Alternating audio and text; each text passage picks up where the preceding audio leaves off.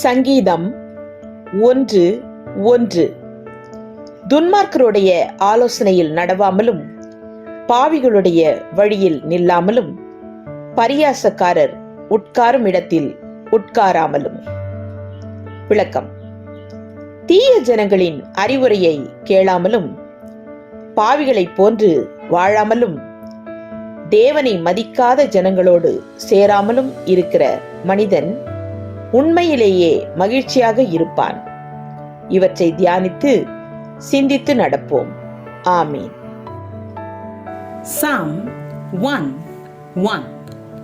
Blessed is the one who does not walk in step with the wicked, or stand in the way that sinners take, or sit in the company of mockers. Amen.